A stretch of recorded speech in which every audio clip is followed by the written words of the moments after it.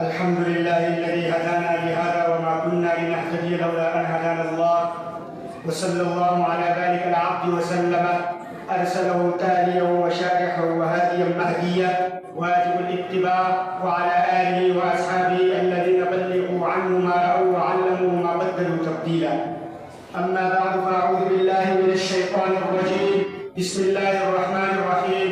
قال الله سبحانه وتعالى: ان الدین عند اللہ الاسلام. تمام قسم کی تعریفات، تمجیدات و تسبیحات، کبریائی بڑائی اس اللہ وحدہ لا شریک کے لیے خاص ہو. بے شمار درود و سلام آقائے دو جہان سرور کائنات محمد مصطفیٰ صلی اللہ علیہ وسلم پر ہو.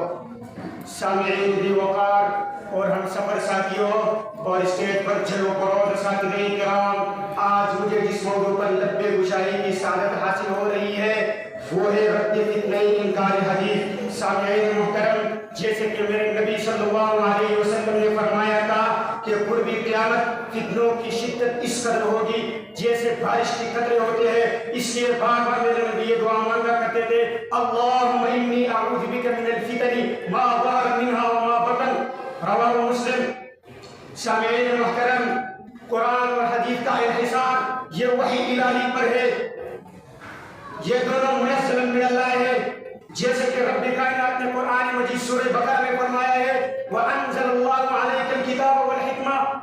نازل کیا ہے اللہ نے آپ پر کتاب اور حکمت. تو اس سے کیا مراد ہے؟ اس سے مراد کتاب اللہ اور سنت رسول اللہ یعنی احادیث رسول صلی اللہ علیہ وسلم مراد ہے. سورہ احزاب میں اللہ رب العالمین نے فرمایا: وَاذْكُرْنَا مَا يُتْلَىٰ فِي بُيُوتِكُنَّ مِنْ آيَاتِ اللَّهِ وَالْحِكْمَةِ. سورہ طٰہٰ میں اللہ رب العالمین نے موسیٰ علیہ السلام کا قصہ ذکر کرتے ہوئے فرمایا: وَهَلْ أَتَاكَ حَدِيثُ موسیٰ. کیا آپ کے پاس موسیٰ کی حدیث آئی ہے؟ جبکہ فرعون کی ہلاکت یہ قبل نزول التوراۃ ہوا تھا، لیکن اگر فرعون یہ کس چیز کا منکر تھا؟ فرعون اس حدیث موسیٰ کا منکر تھا جو اللہ رب العالمین نے موسیٰ علیہ السلام پر قبل نزول التوراۃ نازل کیا تھا. یعنی کیا؟ فرعون کی طرف دعوت دینا، فرعون کی طرف دعوت دینا وہ اس چیز کا منکر تھا. انکار حدیث یہ گمراہی کا سب سے بڑا سبب ہے. اس لیے تمام کے تمام انبیاء کرام علیہم السلام جب اپنے قوم کو دعوت دیا کرتے تھے تو صرف دو باتوں کی طرف دعوت دیا کرتے تھے: یا قوم اعبدوا اللہ واطیعون. اے میرے قوم، اللہ سے ڈرو، توحید اپناؤ، واطیعون، اور میرے اطاعت کرو، میرے پیروی کرو، میں اللہ کی طرف سے بھیجا ہوا پیغمبر ہوں. سورہ شعراء، سورہ ہود، سورہ مریم میں تقریباً 10 مقامات پر اللہ رب العالمین نے یہی فرمایا ہے. تو سامعین محترم، اس میں کوئی دو رائے نہیں کہ انکار حدیث یہ انکار قرآن ہے، بلکہ یہ دونوں لازم ملزم ہے. ایک کے انکار کرنے سے دوسرے کا انکار لازماً آئے گا. جیسے کہ میرے نبی صلی اللہ علیہ وسلم نے فرمایا تھا: ترکت فیکم امرین. رواہ مسلم. دوسری روایت میں آتا ہے: ترکت فیکم شیئین، یعنی میں تم نے دو چیزیں چھوڑنے والا ہوں. آگے حدیث وضاحت کرتے ہیں کیا کیا ہے. ایک ہے کتاب اللہ، دوسرا ہے سنت رسول اللہ صلی اللہ علیہ وسلم.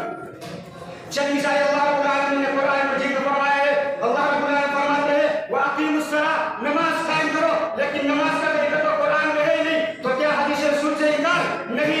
یہ کہاں سے ملے گا؟ یہ حدیث رسول صلی اللہ علیہ وسلم سے ملے گا. دوسری مقام پر اللہ رب العالمین فرماتے ہیں: وَآتُوا الزَّکَاةَ. زکات ادا کرو، اپنی مالوں کی حفاظت کرو. لیکن زکات کا طریقہ تو قرآن میں ہے ہی نہیں، تو کیا ہم حدیث رسول سے انکار کریں گے؟ نہیں. یہ کہاں سے ملے گا؟ یہ احادیث رسول صلی اللہ علیہ وسلم سے ملے گا. تیسری مقام پر اللہ رب العالمین فرماتے ہیں: ان عدۃ الشہور عند اللہ 12 شہرا فی کتاب اللہ. سال میں 12 مہینے اللہ رب العالمین نے ذکر کیا ہے، لیکن اس کا نام قرآن میں موجود نہیں. تو کیا احادیث رسول سے انکار کریں گے؟ نہیں. یہ کہاں سے ملے گا؟ یہ احادیث رسول صلی اللہ علیہ وسلم سے ملے گا. چوتھے مقام پر اللہ رب العالمین نے فرمایا: نماز جنازہ قرآن میں ذکر کیا ہے، لیکن اس کا طریقہ قرآن میں نہیں. تو کیا احادیث رسول سے انکار؟ نہیں. کہاں سے ملے گا؟ احادیث رسول صلی اللہ علیہ وسلم سے ملے گا. محترم سامعین، ہمارے اس دور میں یہ فتنہ سب سے پہلے خوارج نے اختیار کیا، خوارج کے بعد معتزلہ نے اختیار کیا. معتزلہ نے حدیث رسول کو دو حصوں کر دیا، قطعیت اور ظنیت. اس طریقے سے انکار کیا یہاں تک کہ یہ معاملہ چلتا رہا. ہمارے اس دور تک پہنچا.